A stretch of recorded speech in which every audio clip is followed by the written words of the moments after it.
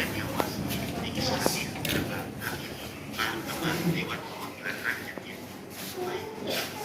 warahmatullahi wabarakatuh. Waalaikumsalam warahmatullahi wabarakatuh. Perkenalkan, nama saya Abdullah Satin Fardal Jayadi dari program studi Teknik Sosiologi Universitas Negeri Makassar. Nah, saat ini saya ingin merealisasikan atau mempraktekkan EPP yang saya buat, yaitu menit sendiri. Oke, mungkin sebelum dimulai, Kota kelas bisa mengucapkan teman-temannya. Bersedia, siap. Beri salam. Assalamualaikum warahmatullahi wabarakatuh. Duduk. Oke, sebelum mulai saya absen terlebih dahulu ya. Terus tiba-tiba Hadir Pak. ya, Nurul Fadila, Hadir Pak. Adit, hadir Pak. Indra, hadir Pak. Rizky Amalia, Hadir Pak. Christina Clara, Hadir Pak. Nuni, Hadir Pak. hadir Pak. Romi, hadir Pak. Istiqomah. Izin Pak, saya Oke, siap. Oke, apa sudah siap untuk belajar? siap. Oke, siap. Sebelum memulai pembelajaran, mungkin saya ingin memberikan sedikit motivasi kepada adik-adik sekalian, sekedar tambahan bahwa kalian ini sebagai pelajar juga mempunyai peran dalam masyarakat, di mana kalian ini kerjanya tidak hanya tidur saja ya, dan pulang balik sekolah, main sana sini, jajan ya. Kalian juga punya peran dalam masyarakat, yaitu untuk mengkritisi sebuah perubahan dan ikut serta dalam perubahan tersebut, yang mana ini juga tertera dalam undang-undang dasar kita. Oke, selanjutnya mungkin saya ingin memberikan sebuah video terkait stimulus kita mengenai materi kita hari ini. Ya, mohon disimak ya, karena tidak ada di sini. Jadi saya tampilkan saya dari itu. Adakah hari ini saya ada berbagai masalah yang dihadapi masyarakat orang Indonesia? Adakah hari ini kita mahasiswa sebagai agen yang biasa disebutkan agen setengahnya kebanyakan dia hanya lagu dia menyanyi. Kenapa bukan yang eksekutif? Kenapa bukan lewat perwakilan rakyat ini? Mungkin seperti itu ya. Jadi intinya pembahasan dalam video ini itu membahas tentang si kaya dan si miskin. Nah, si kaya dan miskin ini menimbulkan sebuah kesenjangan dalam masyarakat, di mana tentunya orang yang kaya itu lebih mudah mendapatkan infrastruktur, dan yang miskin justru mendapatkan kesulitan dalam menikmati infrastruktur masyarakat. Selain itu juga ada pembahasan tentang pembagian kekayaan tadi, di mana karena adanya penguasaan dari setengah kekayaan di dunia itu dikuasai oleh satu orang saja di dunia, orang terkaya, sehingga 50% lainnya itu tergolong dalam rakyat miskin. Selanjutnya saya ingin bertanya kepada adik-adik sekalian, kira-kira dari video tersebut apa yang Anda pikirkan? Dari video tersebut ada yang bisa menjawab? Saya Pak. Ya, silakan. Berkaitan dengan video yang telah ditayangkan oleh Bapak tadi, saya merasa bahwa hal tersebut sesuai dengan kenyataan, di mana di lingkungan saya sendiri masih banyak kerabat yang tergolong atau termasuk dalam kategori kemiskinan, dan di lingkungan pertemanan saya juga sering terjadi kesenjangan. Terima kasih Pak. Ya, ya. Faktanya memang seperti itu, bahwa di lingkungan sekitar juga itu terasa itu tepatnya kemiskinan sama kesenjangan. Kesenjangan itu lebih keras di lingkungan pertemanan kita. Nah, dari hal tersebut kira-kira sesuai dengan realita yang kita rasakan, apa yang terlintas di pikiran teman-teman sekalian? Ada yang bisa jawab? Saya Pak, Ya, silakan Bu Fadila. menurut saya Pak, pernyataan tadi yang mengatakan bahwa si miskin itu semakin miskin dan si kaya itu semakin kaya, menurut saya itu pernyataan yang salah. Di mana si miskin itu bisa saja berkembang dan semakin melakukan usaha untuk bisa menjadi kaya begitu Pak, dengan adanya perkembangan teknologi yang ada. Menurut saya juga dari video tersebut yang ditayangkan tadi, hari ini kita akan membahas tentang kemiskinan dan kesenjangan. Terima kasih Pak. Bagus, jawaban yang baik dari Nur Fadila. Oke, sesuai yang dikatakan dari Nur Fadila, hari ini kita akan membahas mengenai kemiskinan dan kesenjangan sosial.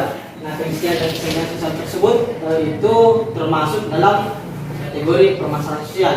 Nah, itulah materi yang akan kita bahas pada hari ini, yaitu permasalahan sosial. Baik, selanjutnya untuk menyingkat waktu, mungkin Bapak akan membagi teman-teman ke dalam beberapa kelompok, yaitu terbagi dari 4 kelompok. Yang pertama membahas tentang kemiskinan, yang kedua membahas tentang kriminalitas, yang ketiga membahas tentang kesenjangan sosial, dan yang keempat membahas tentang eksklusi sosial. Mungkin kelompok pertama itu terdiri dari Husnul dan Nuni, kelompok 2 terdiri dari Nurfani dan Haidir, kelompok 3 terdiri dari Adit dan Clara, kelompok 4 itu terdiri dari Amalia, Roni dengan Indra, Pak. Ya.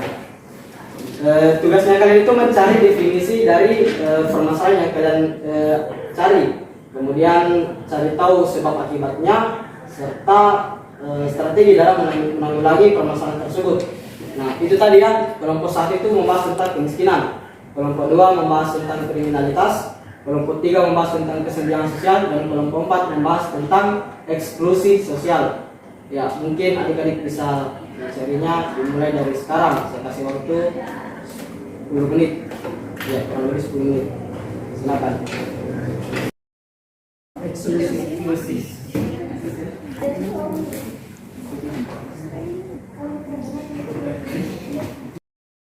Sudah selesai dalam tadi jawabannya? Sudah.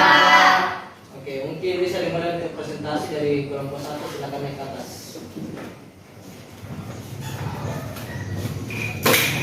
Perkenalkan, kami dari kelompok 1 akan memaparkan hasil dari diskusi kelompok kami tentang kemiskinan, definisinya, faktor penyebab, dan strategi untuk mengatasinya.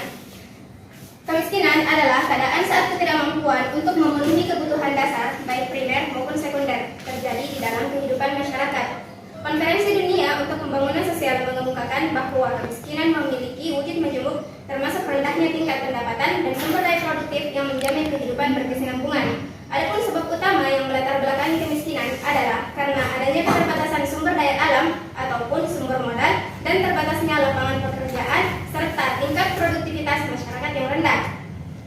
Sesuai Peraturan Presiden Republik Indonesia Nomor 13 Tahun 2010 tentang Percepatan Penanggulangan Kemiskinan, pada pasal 5 disebutkan bahwa program percepatan penanggulangan kemiskinan yang dibentuk ialah berupa bantuan sosial terpadu berbasis keluarga yang bertujuan untuk melakukan pemenuhan hak dasar, pengangguran beban hidup, dan perbaikan kualitas hidup masyarakat miskin. Saya persilahkan kepada kelompok lain yang ingin mengajukan pertanyaan. Terima kasih. Ya. Pak.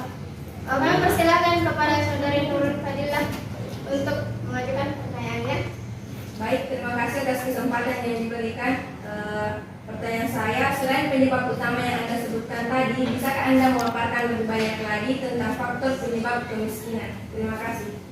Ya, kami akan menjawab pertanyaan saudari, yakni penyebab lain dari faktor kemiskinan tersebut ialah tingkat pendidikan yang rendah, malas kerja, kualitas kesehatan buruk, sumber daya alam yang tidak ada, modal terbatas, harga kebutuhan tinggi, dan lapangan kerja yang terbatas. Sekian dan terima kasih. Ya. Tepuk tangan untuk kelompok 1. Oke, jadi intinya itu dari kemiskinan. Dari definisinya saja itu adalah sebuah kondisi di mana kebutuhan hidup itu tidak mampu terpenuhi. Nah, sebab dari kemiskinan itu adalah ketika manusia atau sumber daya manusia yang dimiliki oleh satu masyarakat itu kurang, malas gitu, makanya itu bisa menimbulkan kemiskinan. Selain itu juga adanya keterbatasan sumber daya alam juga mampu menyebabkan kita itu terjerumus dalam kemiskinan karena pembagian yang tidak merata. Oke, mungkin selanjutnya dari kelompok 2 bisa naik untuk mempresentasikan hasil kerjanya.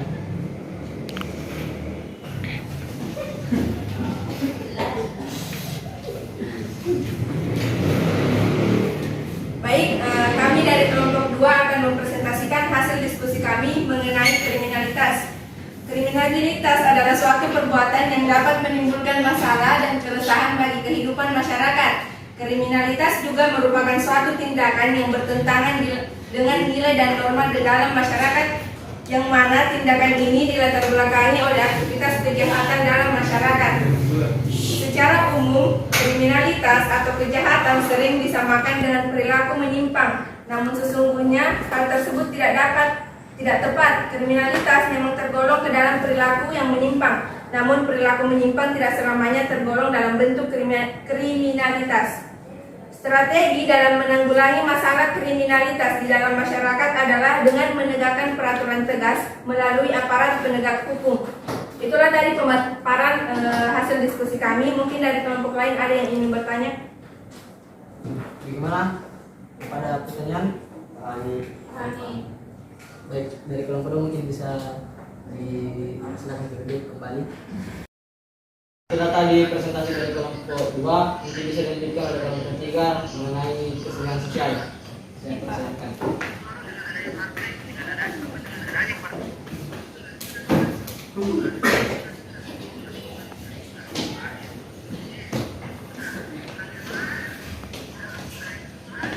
Baik, assalamualaikum warahmatullahi wabarakatuh. Waalaikumsalam warahmatullahi wabarakatuh. Perkenalkan, saya perwakilan dari kelompok 3. Di sini saya akan membahas tentang kesenjangan sosial. Kesenjangan sosial adalah suatu keadaan yang tidak seimbang di masyarakat. Adapun penyebab kesenjangan sosial seperti ekonomi, kurangnya lapangan kerja, kemiskinan, dan kesehatan. Untuk mengatasi kesenjangan sosial seperti ekonomi adalah memberi akses kepada setiap masyarakat untuk memanfaatkan fasilitas sosial yang ada, serta memberi kesempatan yang sama kepada seluruh masyarakat yang mengembangkan dan meningkatkan perekonomiannya. Sekian dari presentasi. Apakah ada yang ingin bertanya? Apa dari kelompok lain ada yang ingin memberikan tanggapan atau pertanyaan? Baik, saya rasa dari kelompok 3 sudah cukup. Silakan duduk kembali, dan selanjutnya mungkin bisa dilanjutkan oleh kelompok 4 untuk mempresentasikan hasil diskusinya. Saya persilakan kepada kelompok 4.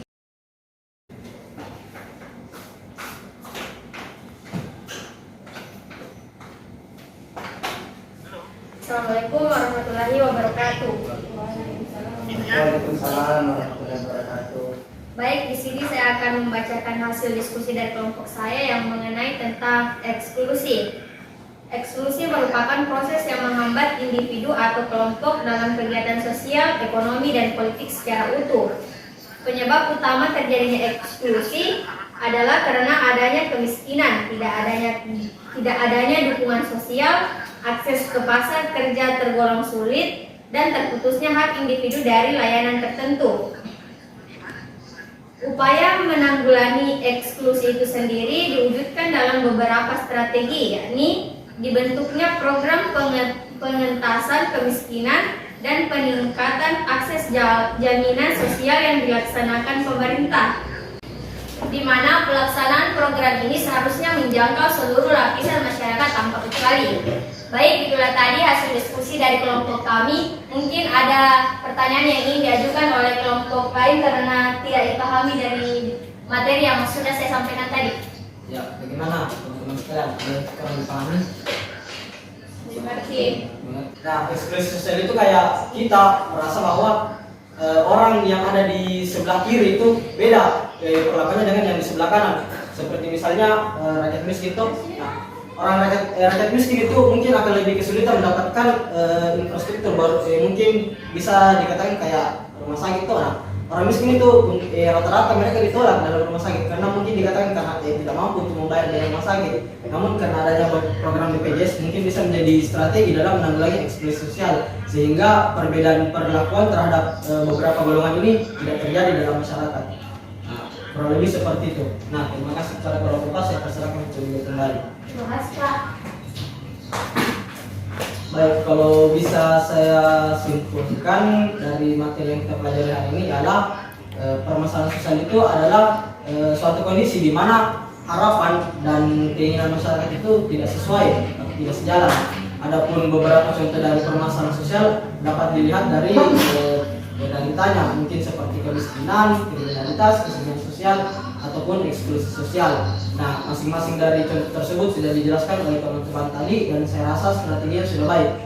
Dan mungkin untuk tujuan pembelajaran sudah tercapai di mana teman-teman sekalian sudah bisa menganalisis terkait permasalahan sosial, mendefinisikannya, kemudian mencarikan strategi untuk menanggulangi permasalahan sosial tersebut.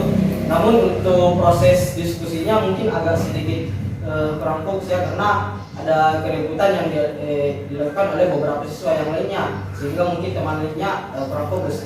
Kedepannya mungkin teman-teman bisa memperbaiki proses diskusi yang dilakukan. Oke, untuk hari ini mungkin saya rasa sudah cukup. Minggu depan saya beri tugas kepada adik-adik sekalian untuk mengumpulkan sebuah clipping terkait permasalahan sosial. Itu saja, mungkin kakak kelas bisa menjadikan kembali teman-temannya untuk mengakhiri kelas ini. Bersedia? Beri salam. Assalamualaikum warahmatullahi wabarakatuh. Duduk. Terima kasih.